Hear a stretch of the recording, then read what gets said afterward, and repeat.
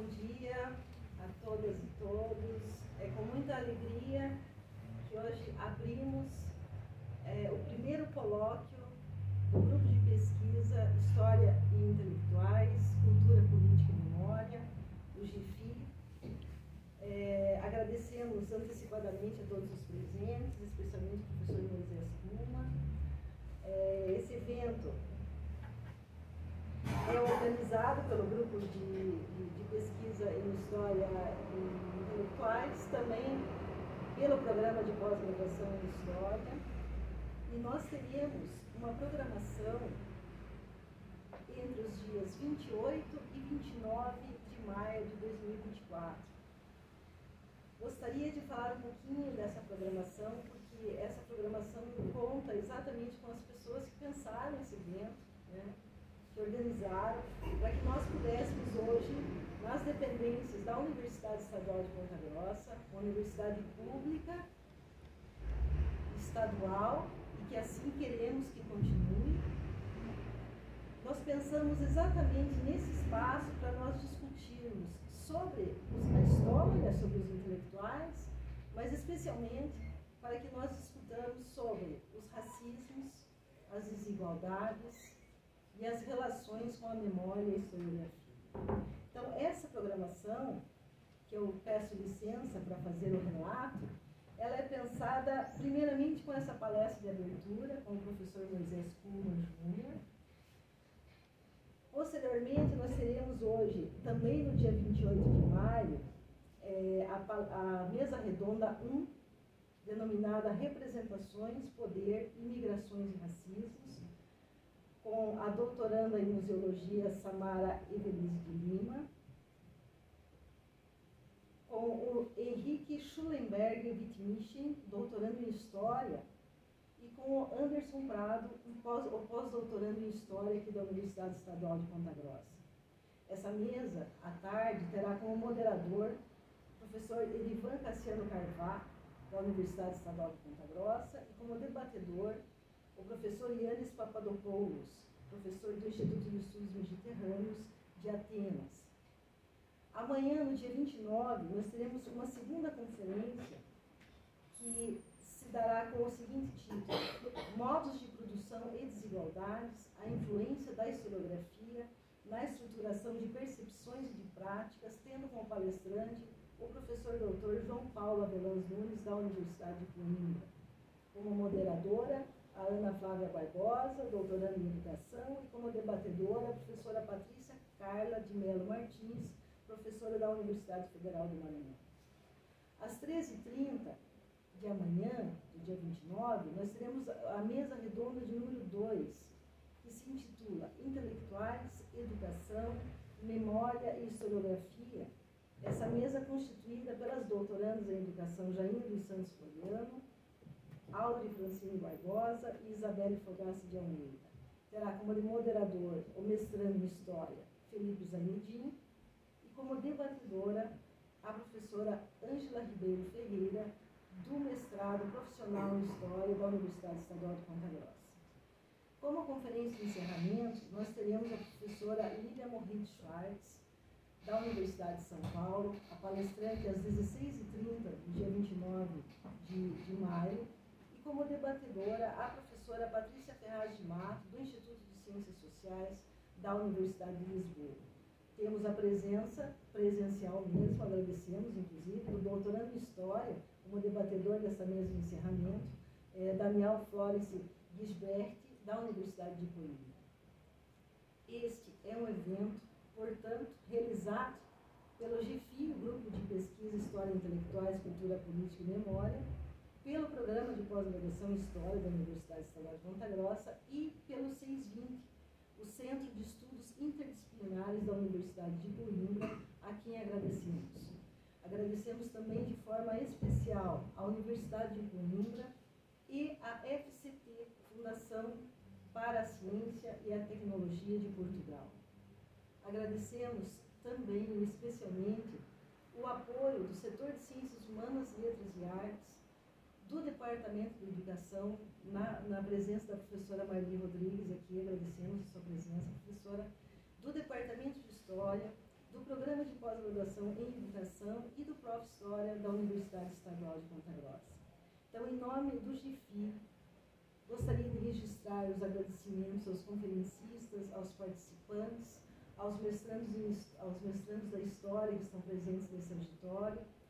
Agradecer especialmente, como já disse, a presença do professor Dr. Moisés Kuhlmann Júnior, e que tem, né, como título, um título fundamental para os nossos estudos, né, esse título dessa conferência de abertura do professor Moisés, é justamente tratar da infância, das relações raciais e a desigualdade em Gilberto Freire, fazendo aqui um recorte temporal de 1915 a 1983.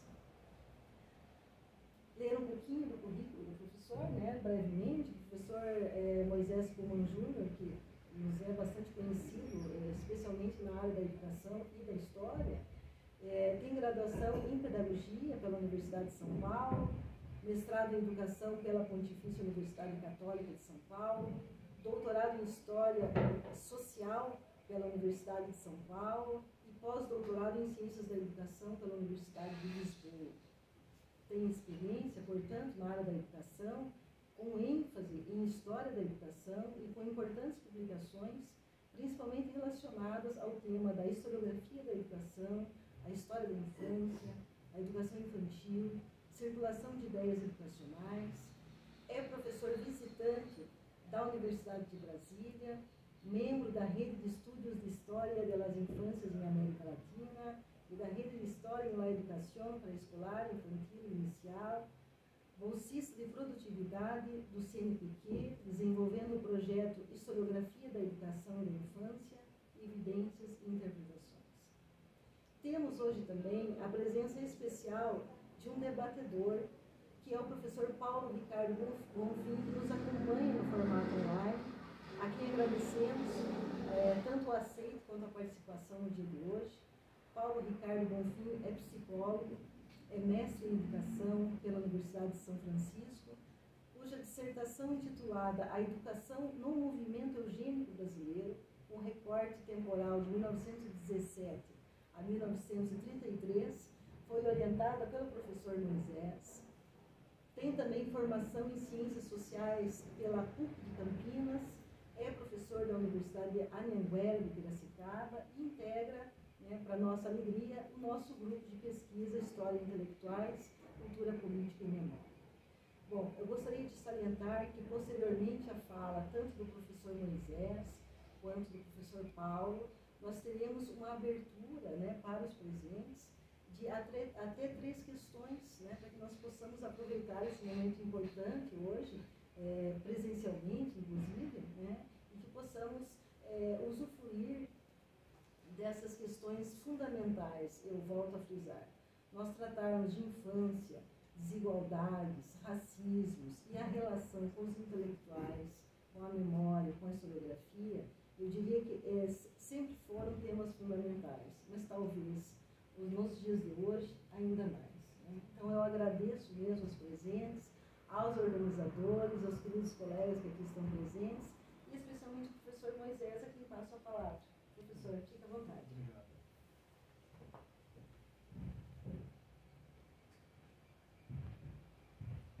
Bom dia.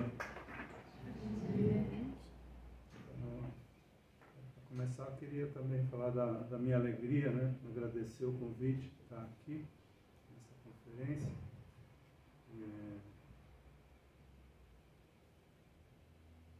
Acho muito bom estar aqui depois desse período todo de pandemia, em que a gente se comunicava pelas lives e tudo, tem ao mesmo tempo que você tem acesso a muitas pessoas, você não tem acesso a ninguém, você tem acesso a uma tela, poder estar aqui olho no olho, conversando.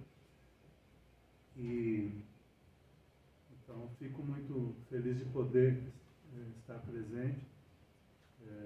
E acho que esses eventos são os melhores, melhores do que aqueles grandes eventos em que as coisas se dispersam, tudo, porque aqui estão as pessoas interessadas na temática, na discussão, e isso enriquece muito na formação, no nosso debate, o crescimento. Então, acho que essa oportunidade é muito boa.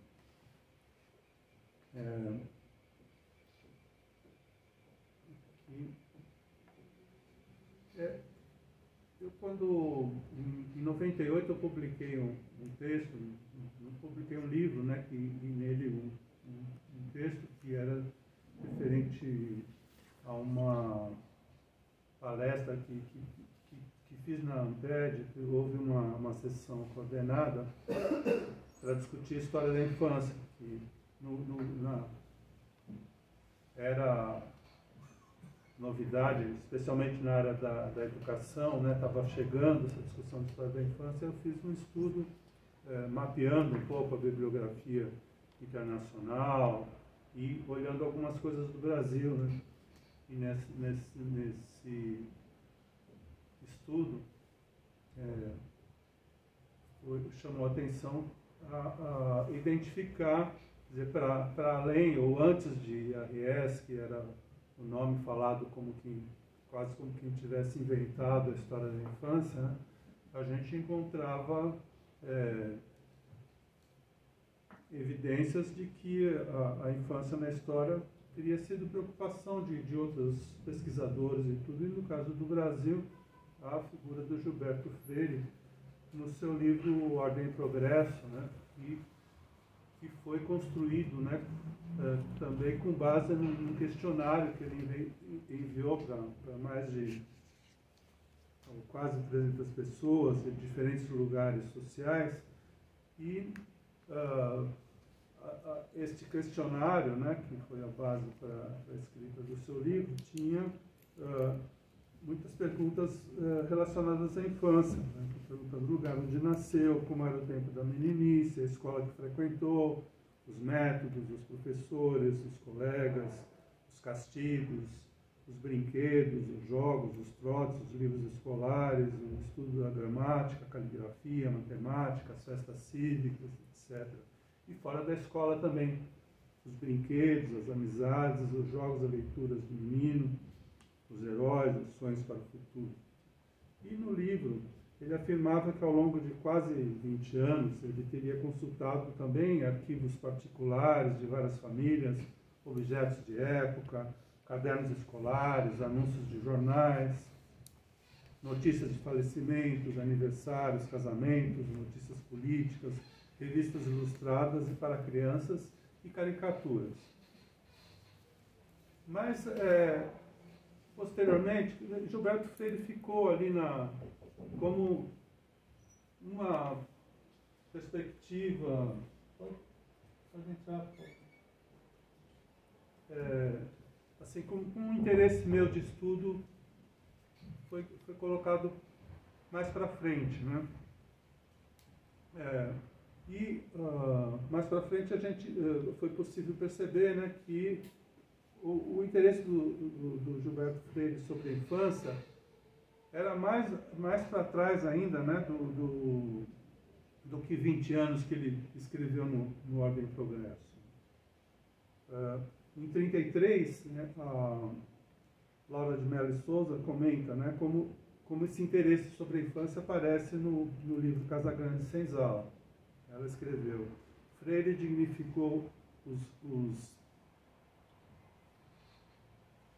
anúncios de jornais, os diários, a correspondência familiar, os escritos de viajantes estrangeiros, os livros de receitas, as fotografias, as cantigas de roda e toda a tradição oral, multiplicando suportes culturais à disposição do historiador. Foi assim pioneiro nas análises da infância, da velhice, da festa, da família, do amor, do sexo, da morte, da comida, da natureza e da paisagem. Mas pode-se ir mais atrás ainda. Pode retroceder mais. Um texto de 95, Antônio Paulo Rezende situou em 1921 o interesse de Freire na infância, em escrever uma história do menino no Brasil, né, no âmbito de um modernismo conservador e das críticas à história convencional. Peter Burke, em 97, traz as mesmas informações, né, do registro do Freire no ano de de Freire, no ano de 1921, no seu diário, né, do desejo de escrever a história do menino brasileiro, da sua vida, dos seus brinquedos, dos seus vícios, desde os tempos coloniais até hoje. Ele escreveu, né, neste livro, O Tempo Morto e Outros Tempos, trechos de um diário de infância e adolescência, acho que é isso, de adolescência e juventude. Ele escreve: estou interessado em estudar o que talvez se possa chamar a sociologia do brinquedo como um aspecto da sociologia e psicologia da criança ou do menino. O que eu desejaria era escrever uma história como suponho ninguém ter escrito com relação a país algum. A história do menino, da sua vida, dos seus brinquedos, dos seus vícios, do menino brasileiro desde os tempos coloniais até hoje. E ele escreve: já comecei a tomar notas na biblioteca de Oliveira Lima, nos cronistas coloniais, nos viajantes, nas cartas dos jesuítas, sobre meninos do engenho, meninos do interior, meninos das cidades, os órfãos dos colégios dos jesuítas, os alunos dos padres, os meninos mestiços, filhos de franceses com índias, encontrados pelos portugueses, de crias das casas grandes, de afilhados de senhores de engenho, de vigários, de homens ricos, educados como se fossem filhos por esses senhores. É um grande assunto.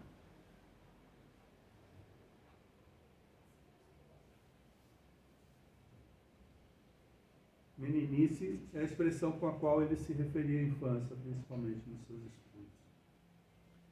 E esse interesse tem vínculo com o primeiro registro desse livro, O Tempo Morto e Outros Tempos, de 1915, né, quando ele tinha 15 anos de idade, e faz referência aos seus brinquedos. Até o ano passado brinquei com bugigangas que em geral não tem graça para meninos de 14 anos.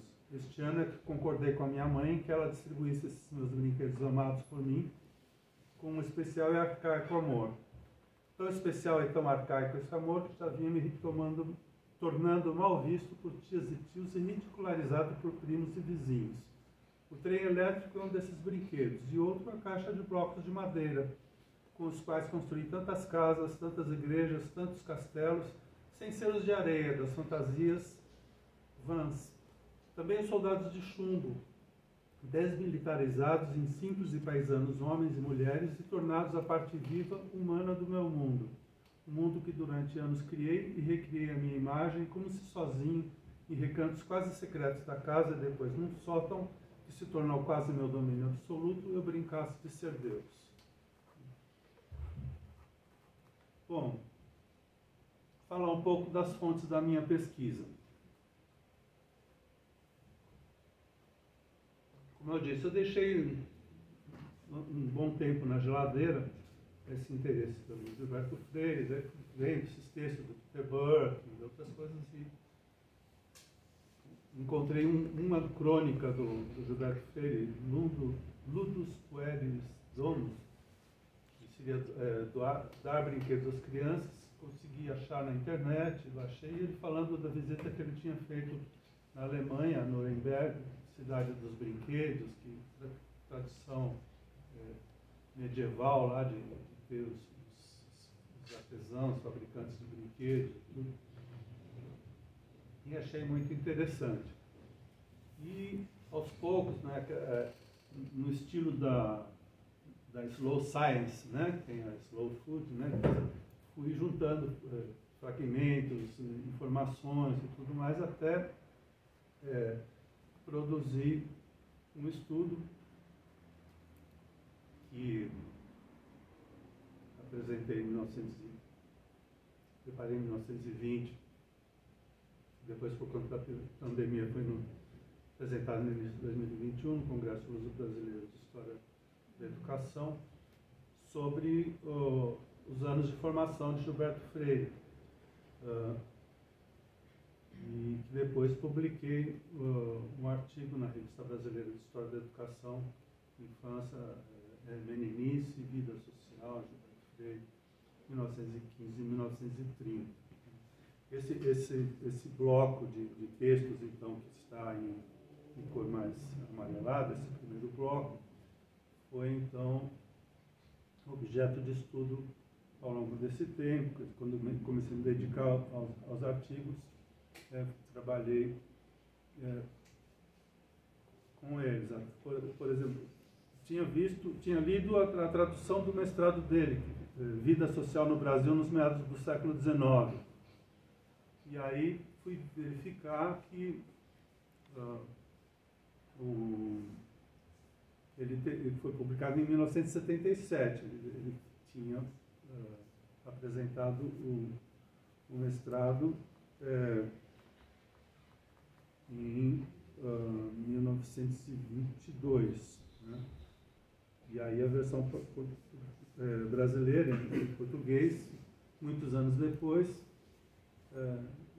que no prefácio ele dizia, acrescentei alguns parágrafos ou outros e tudo mais, e aí consegui acesso ao original, e foi possível ver que não foi um parágrafo ou outro, muita coisa, né? Foi transformada entre o original e depois a tradução. Isso foi interessante também para estudar. E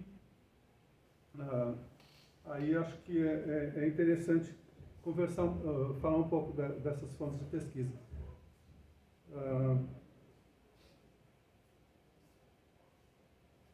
A preocupação com a infância, né, vai estar presente em trechos desse diário de adolescência que o Peter Burke fala. No seu diário ele escreveu e tudo mais, né? E esse diário, né, chamado assim, né, foi publicado em 1975, eu já estava com 75 anos. Então ele é um ego-documento peculiar. Né? A Maria Lúcia Palhares Burke fez um belo estudo sobre Gilberto Freire, pontua, né, que ele editou esse diário, né, já na sua velhice. A Lilia Schwartz, ela é mais enfática ainda na crítica que faz na resenha do livro, né, dizendo que ele, além de ser filtrado e editado pelo autor, como a Palhares Burke afirmava, ele diz que um livro feito para legar seu autor à posteridade. Uma belíssima peça de literatura sob a forma de pretenso diário. O subtítulo já indica que não é um diário, que diz trechos de um diário. São trechos, isso já é o primeiro indicador da edição, né? Haveria registros omitidos. Como também é notável que o Freire tinha esse hábito de ir mudando, né, nas subsequentes edições das suas obras, né, trechos e tudo. Mas também não é uma obra de ficção absoluta. Ele não inventou essa trajetória de formação dele, ao menos do que se pode identificar em outros escritos dele, como no livro Tempos de Aprendiz, que reúne crônicas que ele publicou, né, no Diário de Pernambuco, e que algumas dessas crônicas, nas anotações do diário, você percebe que teria sido um livro de notas, né, que depois acabaram aparecendo nessas crônicas ali publicadas. Então, mesmo que ele tivesse inventado essas notas para fazer alguma relação, tem a ver com a trajetória de formação dele nesse período. Não foi possível ir ao Recife para ver se existe alguma coisa manuscrita desse diário.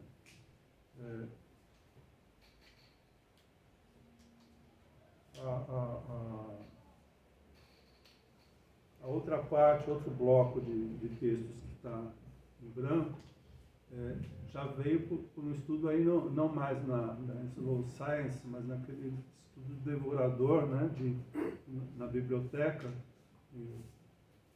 Percorri umas 20 obras do Freire, né, folheando, para identificar nos anos posteriores a 1930, né, onde ele se referia à infância. Né?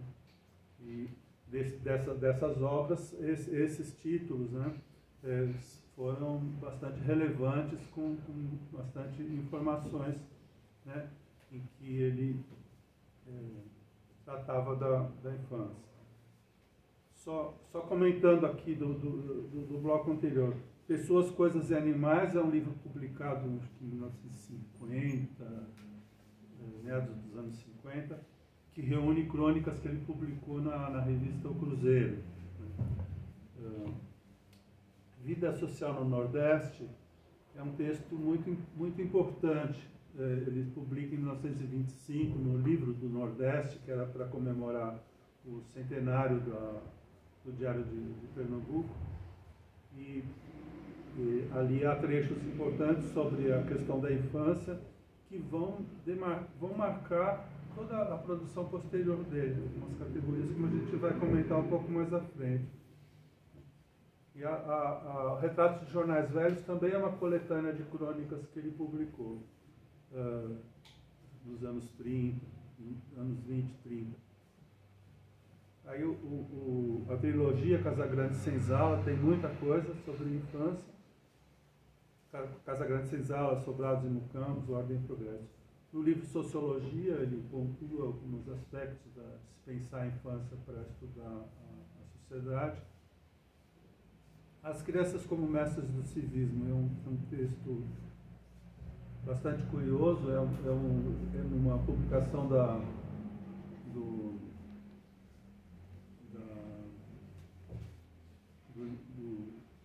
Centro Brasileiro de Pesquisas Educacionais, do Centro Regional de Pesquisas Educacionais de Pernambuco, do Recife, quando ele fala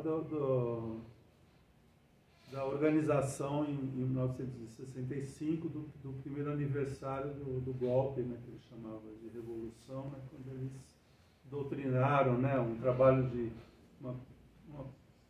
uma antecipação aí da perspectiva da educação moral e cívica, né? Fizeram desenhos comemorativos, teve uma palestra, mas eu não vou entrar nisso porque foge um pouco do tema da palestra, mas é bastante curioso encontrar isso daí. E esse capítulo do livro O Retrato Brasileiro, chamado Por Uma Sociofotografia, que é um livro que apresenta a coleção de imagens da Fundação Joaquim Nabuco, né, que fez parte, inclusive, uma delas, né, que está aí do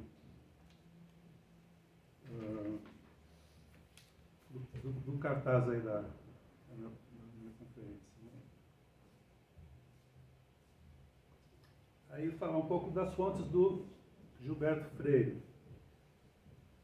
Fala-se muito que o Gilberto Freire se ancorou no Franz Boas, que foi o orientador dele, da antropologia, mas duas vertentes que influenciaram muito a sua produção são a New History e o Child Study. A New History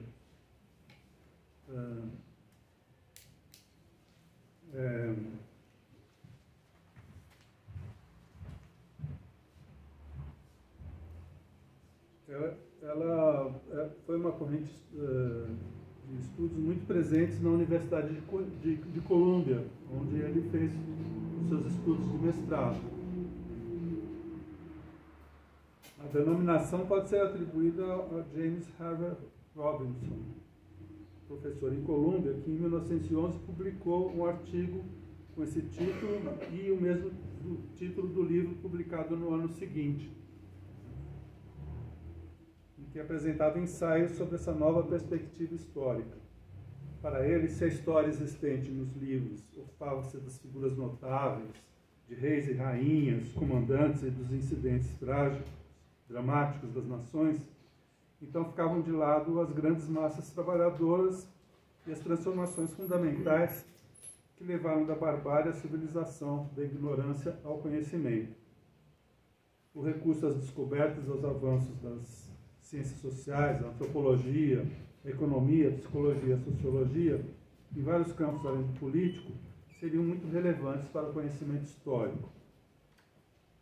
Na apresentação da edição digital de Vida Social no Brasil no século XIX, Tuna avalia a importância desses estudos para Gilberto Freire, evidenciada pela presença na sua biblioteca do livro de Harry Elmer Barnes, The New History and Social Studies, de 25, intensamente grifado.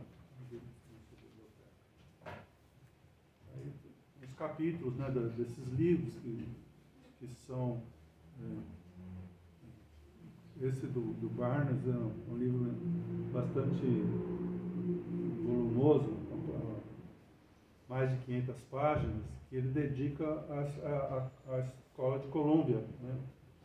E uma década atrás teriam feito muito para criar a nova história e indicar a importância, né, desses fundamentos, dessa perspectiva interdisciplinar no estudo da história. Período justamente que Freire estava lá em Colômbia.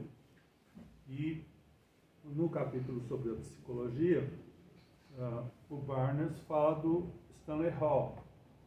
E nos registros do Diário de Freire, ele diz, ao falar dos estudos sobre a infância que ele está interessado, ele fala: estou lendo Stanley Hall, que é muito importante de se pensar, né? O Stanley Hall trabalhou na Universidade de Clark, onde inclusive o Freire fez a sua graduação, e ele trabalhou lá de 1889 a 1920, foi inclusive presidente dessa universidade, supervisor de pesquisas, e liderou o movimento do Child Study, que a partir de 1910 teve uma de suas bases no Teachers College, da Universidade de Columbia. Barnes, no livro, como comentei, fala, inclusive o capítulo que ele escreve falando de Stanley Hall foi escrito com base em trabalhos que ele havia participado no seminário dirigido por Hall na Universidade de Clark, falando do significado da psicologia para o equipamento do historiador.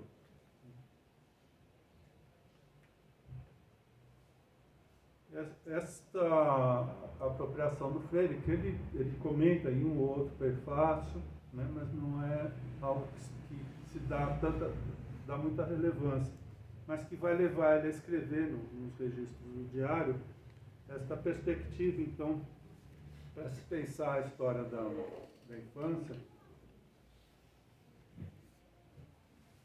que é um trecho muito interessante. Todo espaço nas histórias convencionais, e talvez em todas até hoje escritas, ou tem sido pouco para a glorificação dos adultos. Dentre os adultos, só os homens. Dentre os homens, só os importantes, como políticos e militares. É um erro. Deixa-se quase inteiramente fora do projetor histórico, isto é, na sombra, a mulher. Deixam-se quase na sombra os intelectuais, os lavradores, os artistas, os homens de ciência, os artesãos, os industriais, os comerciantes, os servos, os escravos, e ignora-se a simples presença da criança, do menino, do adolescente. É preciso que se reaja contra isso. Então, até parece bastante contestador e tudo mais, né? Mas veja só como ele conclui seu pensamento. Porque não há compreensão possível do homem deixando-se de procurar compreender a mulher e o menino, como não é possível compreender-se o senhor sem se compreender o escravo.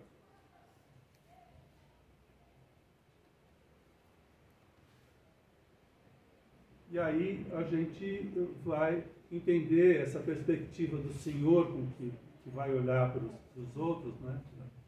Os degraus de baixo da sociedade, que vai perceber esses degraus aí como importantes para se compreender a sociedade, como ele vai, com esse olhar, ele vai deixar transparecer a sua visão conservadora, né? E né, que trata a desigualdade de uma forma naturalizada. primeiro aspecto, a desigualdade social. Ao escrever sobre a sociologia do brinquedo, ele vai dizer, estou interessado em estudar o que talvez se possa chamar de sociologia do brinquedo como um aspecto da sociologia e psicologia da criança ou do menino. Mr. Edmonds está me auxiliando na visita à fábrica de brinquedos. Desejo notar as predominâncias de gosto com relação a brinquedos da criança ou do menino de uma grande cidade cosmopolita como Nova York. Considero o assunto importante e fascinante. Sonho com um museu de brinquedos rústicos feitos de pedaços de madeiras, quengas de coco, palhas de coqueiros por meninos pobres do Brasil. Neste trecho, há este olhar para dois lugares sociais. Né? O lugar do menino da cidade grande, de Nova York, que compra seus brinquedos, né, na loja, e, de outro lado, os brinquedos artesanais feitos pelas crianças pobres brasileiras.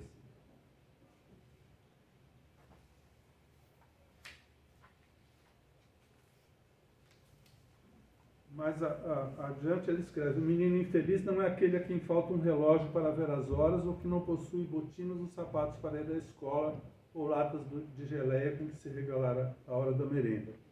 O menino mais infeliz é aquele a quem falta um brinquedo, por mais humilde, um tosco navio de pau feito a canivete ou um simples mané gostoso de papelão. Mané gostoso é tipo uma marionete, né? Um brinquedo presente no Nordeste, tudo, com varetas, né, que fazem mexer.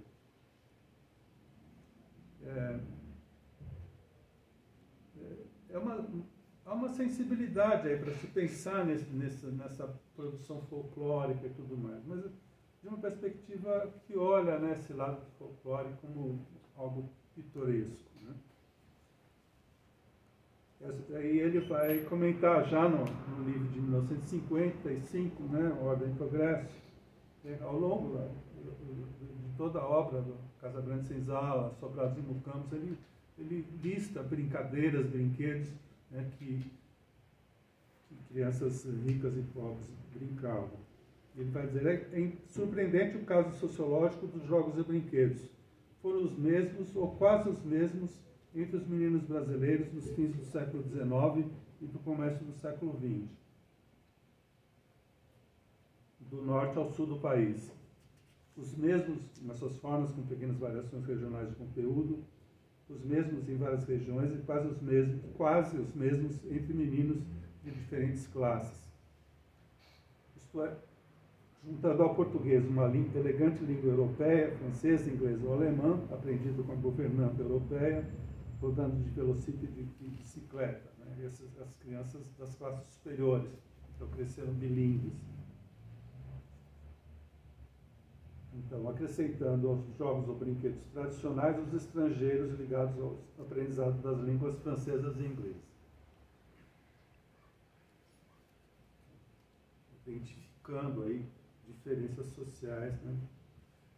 E há também a desigualdade de gênero. Né? A forma que se a mulher está apagada, como que a mulher é vista por ele. E aí, neste texto que eu comentei sobre a história sobre a viagem que ele fez à Alemanha, ele vai dizer: acerca do desenvolvimento da personalidade da criança por meio de brinquedos, muito poderia dizer. O assunto sempre me encantou e me interessou. Limito-me nestas notas à ligeira a apontar para o valor educativo das bonecas entre as meninas. As bonecas são como uma iniciação nos futuros deveres domésticos da mulher. É pela influência da sua boneca de estimação que a menina começa a cortar e a coser, aproveitando figurinos e retalhos das costuras da gente grande, a bordar, a fazer remendos, a arranjar chapéus. Conta ao senhor Afrano Peixoto, já não me lembro onde, que um seu amigo encontrou uma vez uma pequena da família procurando amamentar a boneca. O Dr. Gulick, médico americano que passou a vida a estudar psicologia do brinquedo, afirma que suas filhas aprenderam a harmonizar as cores dos vestidos com a aparência pessoal, fazendo vestidos para bonecas louras e morenas, gordas e esguias. Estou firmemente convencido de que o feminismo não será um perigo sério enquanto as meninas brinquem com as bonecas e atingem a adolescência com bonecos. Discursos e teorias não conseguem o milagre de mudar a natureza das coisas, e muito menos a nossa, mesmo quando esses discursos saem da boca de um Jean-Jacques Rousseau. Em Sobrados e Mucambos, ele trata da questão da mulher em um sentido mais de denúncia, né? A menina aos 11 anos, já Iaiazinha era, desde idade ainda mais verde, obrigada ao bom comportamento tão vigoroso que lhe tirava ainda mais que ao menino toda a liberdade de brincar, de pular, de saltar, de subir nas mangueiras, de viver no fundo do sítio, de correr no quintal e ao ar livre. Isso é interessante, né? É algo presente ainda nos dias de hoje, né? Se fala muito do trabalho com a educação infantil, né? Na creche, como muitas vezes as meninas são impedidas de jogar bola, de correr e tudo mais, né? Nesse reforço de uma perspectiva de gênero bastante controladora. Outras notações que ele põe.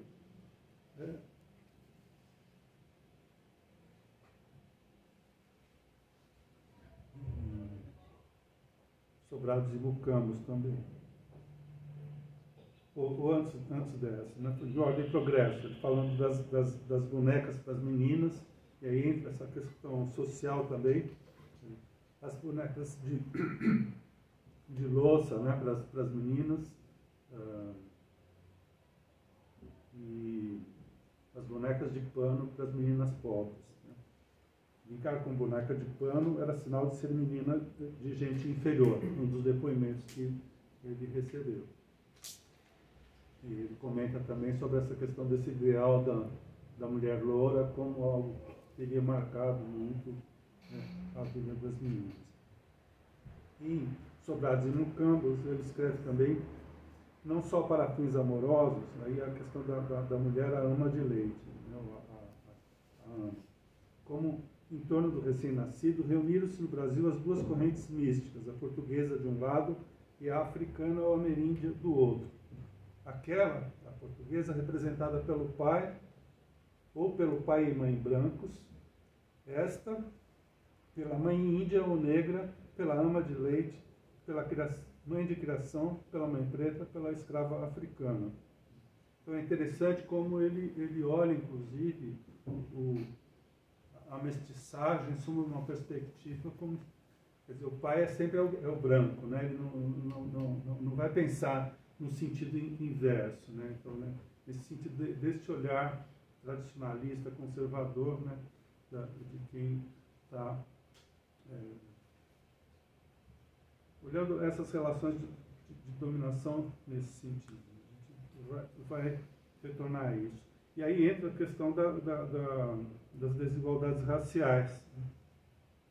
Então, há uma naturalização das relações de dominação entre senhores e escravos, entre homens e mulheres, entre meninos brancos ricos e seus colegas negros subordinados.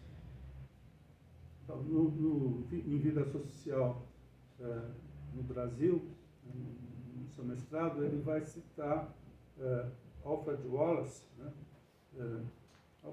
abolicionista norte-americano, visitando o Brasil, né, e para sustentar, então, que ele teria conhecido os escravos no engenho no norte do Brasil e que eles seriam felizes como crianças e seus filhos nunca eram separados das mães. E esta citação sustenta, né, como uma evidência de que a escravidão no Brasil por pouco teria de crueldade. Ele, mais adiante, vai escrever que numa típica residência da classe alta, assim a dona ensinava as rezas aos filhos e seus colegas negros, que na edição brasileira são nomeados como senhorzinhos, moleques ou cabrinhos, né? E que esses também eram afastados de vícios como comer barro, contra o que às vezes eram punidos com o tronco ou com a máscara de Flandres.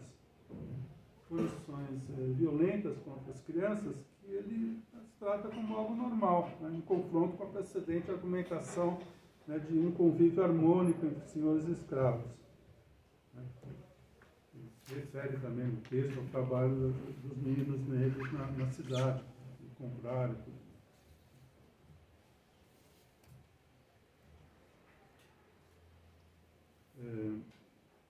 Em Vida Social no Nordeste, ele vai dizer que os meninos de engenho teriam vivido uma meninice mais solta do que os da cidade, brincando de carrossel nos moinhos, com os moleques, seus camaradas e leva pancadas.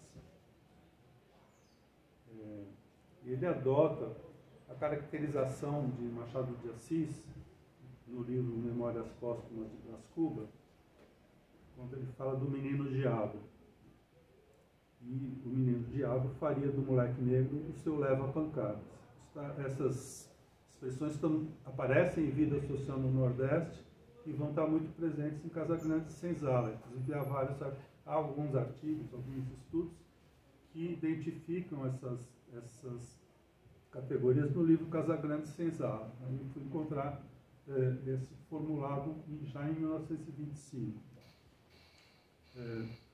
O Machado de Assis, no seu livro, ele tem um capítulo chamado O Menino é Pai do Homem. E ele fala não sei se vocês conhecem Memórias Póstumas de Brás Cubas, é um relato autobiográfico do Brás Cubas depois de morto, e a hora que ele fala da sua vida de infância, que ele teria sido um menino diabo, judiando das pessoas, aproveitando da sua situação de filho do senhor de escravos para maltratar os escravos e tudo mais. Então ele indicava esses abusos do Machado de Assis, né, no seu romance, e ele, na narrativa, ele mostra como isso era aprovado, era mesmo estimulado pelo seu pai e pelos familiares. Então, como se fosse próprio do seu lugar social. Machado de Assis faz uma denúncia, né, da crueldade da escravidão. E Freire gostou dessa leitura. Né? Ele se identifica, né, com Brás Cubas, de algum modo. Né? Ele, por um lado, afirma ser generalizada uma convivência afetiva entre senhores e escravos. Ao mesmo tempo, ele minimizava e tratava de forma quase anedótica a violência das relações raciais das crianças da elite branca, até mesmo após o período escravista. Já em Casagrande e Senzala, ele vai afirmar que ainda nos anos de 1930, nas zonas rurais menos invadidas pelo automóvel, os meninos brancos brincam de carro de cavalo com moleques e até molequinhas, filhas das amas, servindo de parelhas. Mais adiante, ele escreve que não haveria brasileiro de classe mais elevada que não viesse a sentir-se aparentado do menino Brás Cubas, na malvadeza e no gosto de judiar com o negro. E aí ele se denuncia nessa crônica que está em Pessoas, Coisas e Animais, que ele escreve em 1942. Ele fala da viagem que fez a São Severino do Ramo, no interior de Pernambuco, num engenho de familiares, de conhecidos da família. Né? E ele vai dizer que nesse passeio, cavalos estavam sempre acompanhados de um ou dois moleques de lado. Né?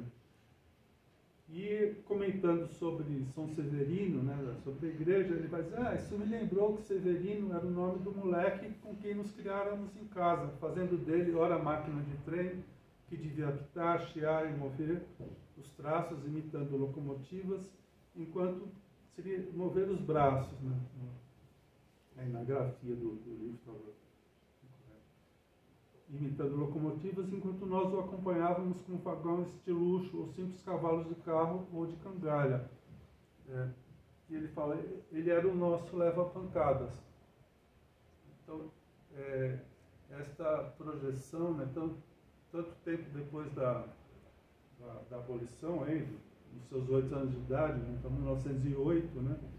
Considerando como algo normal.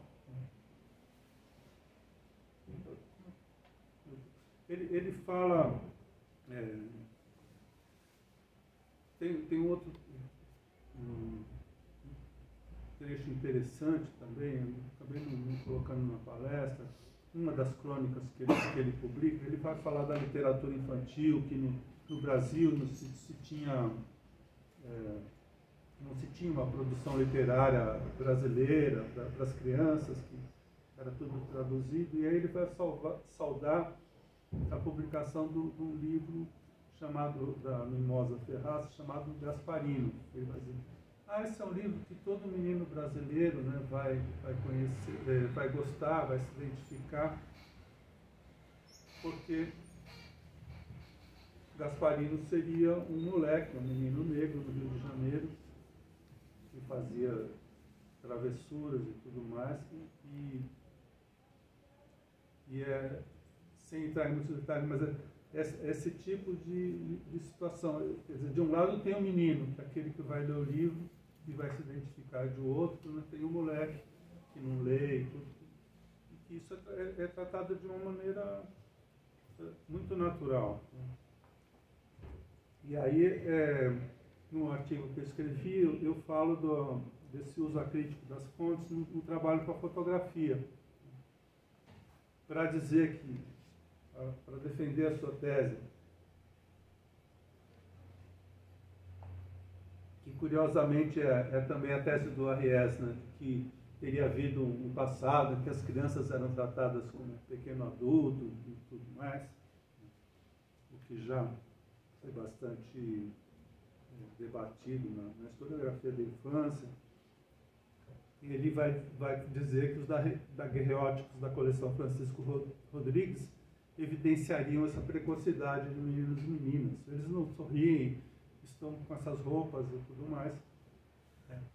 E isso desconsiderando, né, toda a questão da produção de uma fotografia, né, de um daguerreótipo naquele período. Não é como agora que a gente sai com o celular, fazendo selfie e mandando no Instagram e tudo, né? Fazer uma fotografia de família era uma forma burguesa, né, de se remeter à tradição dos nobres que mandavam pintar os seus quadros, né, também de seus retratos, né. Uma produção revestida de toda uma solenidade que era feita por estúdios, né, dos fotógrafos, né, que tinham cenários, né, que inclusive envolviam a situação das pessoas poderem ter lugar para se apoiar, para poder ficarem sem se mover durante um período longo, né, de exposição para poder produzir a foto. Né. Então, todo esse aparato, né, de produção de uma fotografia era um investimento que também exigia, né, e se colocava com a solenidade de algo. Então, por isso se punham essas roupas nas crianças. Isso não significa que as crianças no seu dia a dia se vestissem e estivessem dessa forma. Não dá para dizer, né, essa correspondência direta que ele fazia é algo a se questionar. Né? E no capítulo Sociofotografia, que ele escreve em 1983, ele vai manter, né, essa perspectiva, ao dizer que a coleção Francisco Rodrigues, inclusive ele usa essa expressão sociofotografia para dizer que as fotografias seriam uma forma de você conhecer a sociedade, né, um registro, né, de evidência, né, e ele vai dizer que no passado patriarcal escravocrata não seriam poucas as fotografias em que aparecem evidências de relacionamentos particularmente afetivos entre brasileiros senhoris e brasileiros servis.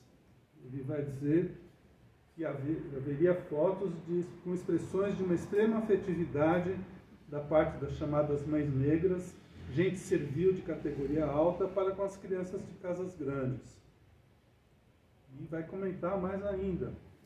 Ele vai defender essa tese da democracia racial de uma maneira enfática, e colocando a fotografia como uma evidência disso. Quer dizer, pessoas de etnia de condição servil tão familiarmente à vontade entre pessoas de condição de etnia senhoril, que se tem a nítida impressão da superação de tais diferenças sob o impacto nesses grupos fotografados, senhoris e servis serem de tal modo da mesma família que a categoria familiar seria predominante sobre as categorias étnicas de todo atenuadas nos seus rigores. E quando a gente vê notícias, né, de escravidão contemporaneamente, né, essa escravidão doméstica, em que há esse tipo de argumento, né? Ela era da família. Né? Então, pensar essa relação de trabalho, né, essas profissionais que tinham de cuidar dos bebês, dos senhores da Casa Grande, né, que desenvolviam o seu trabalho profissional com esmero, ao mesmo tempo eram cuidadas justamente que a relação de poder aí, ela se amenizava com certeza, né? Se você vai problematizar essa questão, né? Em que lugar que essas trabalhadoras estão? Elas estão com os setores mais vulneráveis daquela família, que são os herdeiros, os bebês, né? E então estas profissionais, mesmo sob a condição de escravidão, elas recebiam, né, um tratamento, não porque fossem da família, né, porque se colocava ali a violência, ela se dava mais no plano do simbólico, né?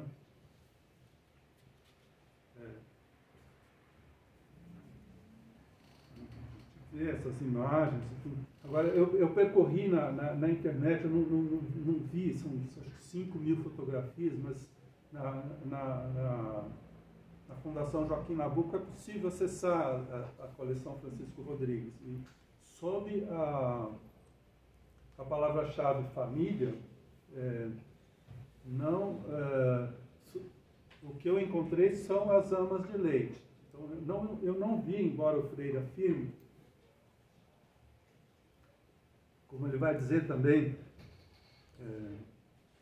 vai falar assim, as coisas que ele escreve: uma fonte de informação capaz de fazer calar bocas demasiadamente demagógicas nos seus afãs de denúncias de excesso de diferenciação entre os extremos, os senhoris e os servis, em famílias dentre as possivelmente mais típicas do que foi a convivência de tais extremos. Ele se refere à tese de Casagrande Senzala, falando que a mais fundamental história da formação brasileira não será ostensivamente pública, representada por grandiosos acontecimentos políticos e grandiosos acontecimentos militares, e sim a mais recatada que ostensivamente íntima, representada por constantes e significativas recorrências em interiores domésticos. Ele trabalha na sua trajetória com essa história do cotidiano, da vida privada. Ele traz um elemento importante para se pensar a história. Mas ele vai tratar sob essa perspectiva. Não são raras as fotografias de meninos fidalgos dos tempos patriarcais, tendo ao lado malungos pretos ou pardos, como se fossem de todos seus irmãos, os malungos iguais aos fidalgozinhos. É possível opor-se ao que sociofotografias sugerem, né? Daí ele vai tentar contrabalançar. É possível se opor com isso que se sugere de socialmente positivo dos tempos patriarcalmente brasileiros, quanto a relações entre senhores e escravos, todo um conjunto de evidências de negativos, né? Com evidências como os ferros de castigos e tudo mais, né? Isso também estão documentados no acervo da Fundação Joaquim Nabuco. Concorrentes de aparência terrível, que eu digo. Mas ele já vai pôr essas coisas, equipará-las. Negativos ao lado de positivos de um passado contraditoriamente épico da formação brasileira. Um aspecto, porém, não deve ser esquecido desse passado, o de ter tido ao lado de negativos seus positivos sociais. Os positivos sociais através de uma interpenetração de contrários que se verificou no Brasil de modo por vezes tão abertamente afetivos que repugnaram observadores estrangeiros. É o que as sociofotografias documentam, essa criticada promiscuidade. O que é característico das sociofotografias? Dispensam comentários verbais. Apresentam em imagens exatas verdades que somente elas podem apresentar. Não mentem, não inventam, não fantasiam. Sim, não mentem, não inventam, não fantasiam, mas não é isso que elas estão dizendo, né? De uma igualdade, né? Eu não encontrei, sob palavra-chave família, fotos como as que eles descrevem, em que é uma família com a único lugar a única representação de família era em que tem essa presença, né, dos escravos e tudo mais, nessa situação da ama, né, cuidadora. Não encontrei, nesse rastreamento sobre infância, criança, essas imagens de crianças como se fossem irmãos. Né? Ao mesmo tempo, há as descrições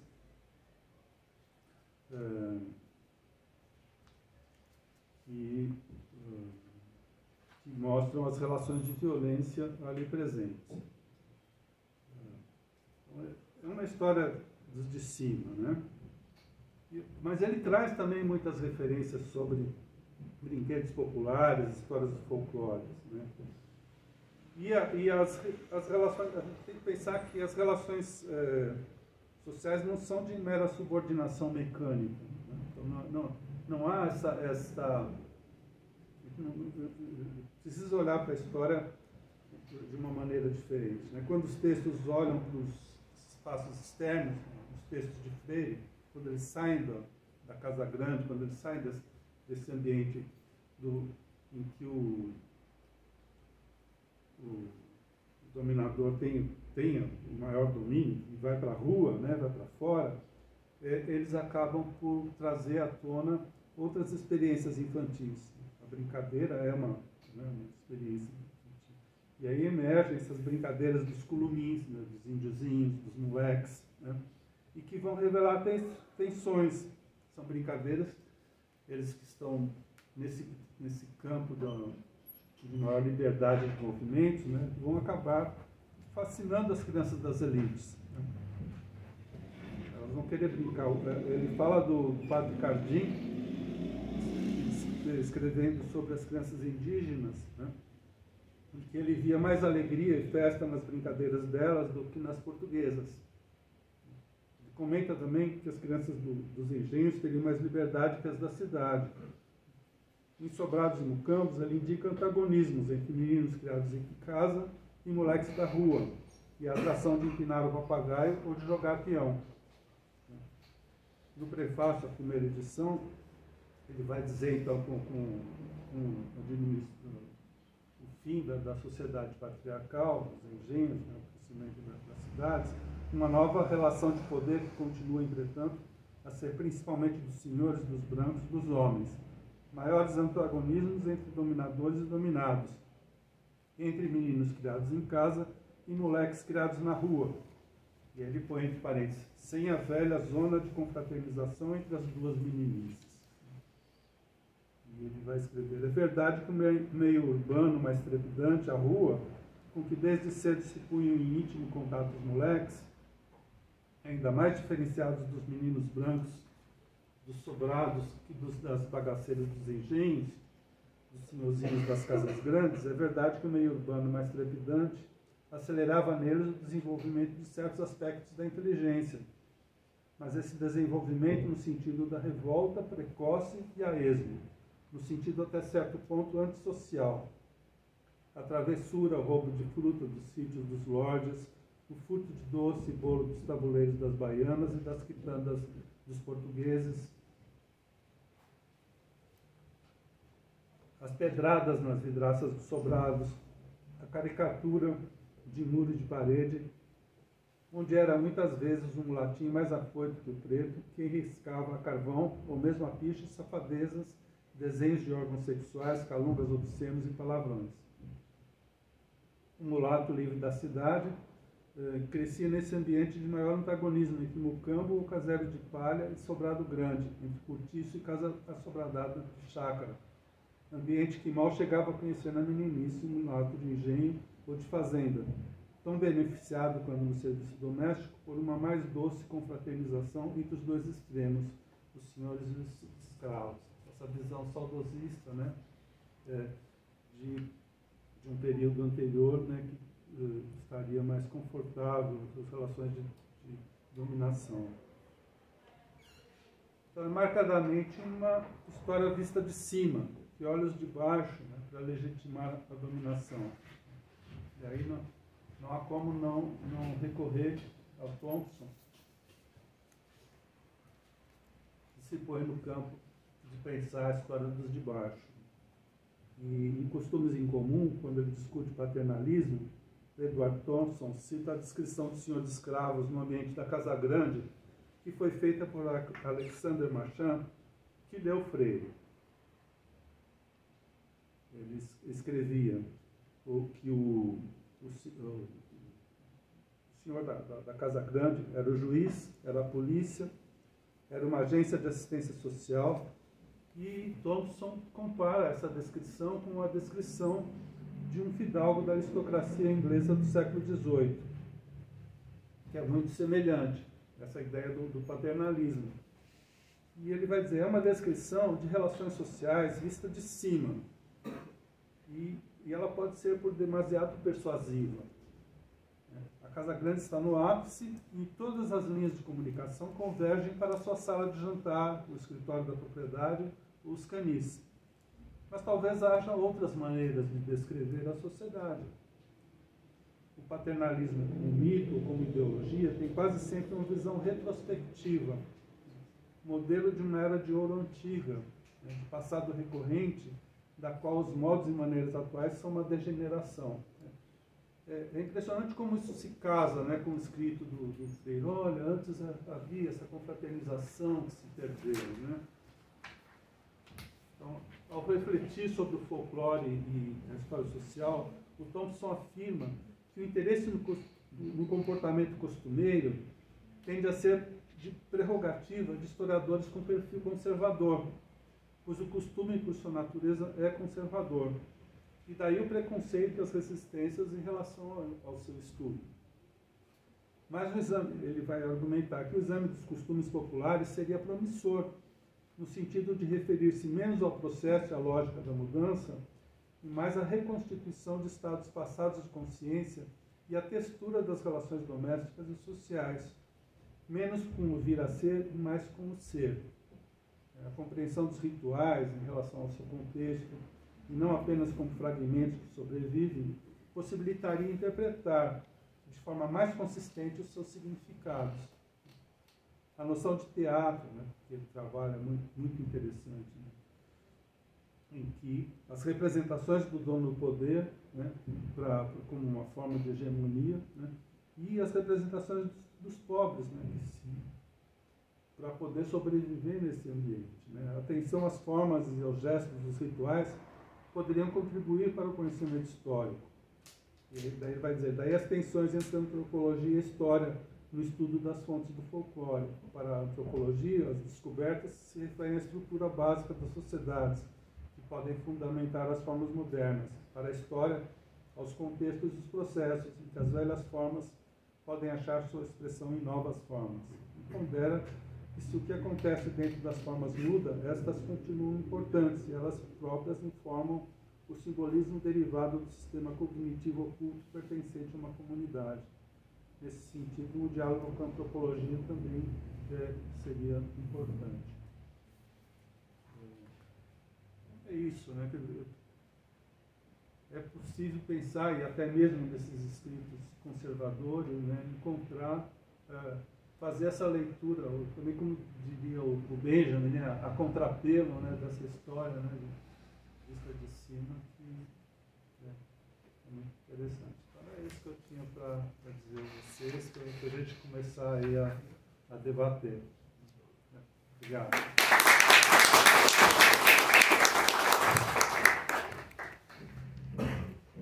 Pode passar para o Paulo. O Paulo, né? A gente já faz. A gente já coloca o Paulo. Eu quero formalmente agradecer a essa palestra, que na verdade é uma grande aula, né, professor? Então agradecemos muito mesmo essa fala que é tão importante nos dias de hoje. Acredito que não só o nosso grupo de estudos, o nosso departamento de educação, o programa de história, agradece, mas especialmente a Universidade Estadual de Ponta Grossa agradece muito essa fala, esse estudo fantástico que nos deu muita curiosidade e que especialmente eu gostaria de ressaltar aqui, dá uma vazão da importância da pesquisa. A importância da pesquisa nas universidades, nas escolas públicas. E hoje eu estou fazendo essa fala aqui, quero dizer que essa palestra do professor estará disponível no canal do YouTube do UPGH, aqui da UEPG, mas eu gostaria muito de enfatizar a importância de nós estarmos discutindo hoje, especialmente nessa semana, onde nós temos um ataque à educação no Paraná. Eu quero registrar aqui a importância da pesquisa na área da educação. Nós temos um ataque do governo do Estado de privatização das escolas da educação pública, e temos também um ataque acontecendo pelo governo do Estado do Paraná, que é com relação à implantação da Lei Geral das Universidades, e que impede que nós façamos concursos, especialmente para os professores que já têm doutorado, pós-doutorado, e que são pessoas que estão com muita vontade de pesquisar, inclusive esses temas fundamentais. Eu quero somente finalizar dizendo que tratar do intelectual como Gilberto Freire, com essa maestria, professor, nos dá realmente muito incentivo para que nós continuemos os nossos estudos sobre os intelectuais, compreendendo a relevância, inclusive, especialmente social desses estudos, e que nos traz questões fundamentais para que a gente reveja vários posicionamentos, várias posições mesmo, tanto no que se refere a nós como historiadores, professores, mas especialmente como cidadãos brasileiros. Então, agradeço muito mesmo, professor. Uma grande aula. Muito obrigada. Obrigada.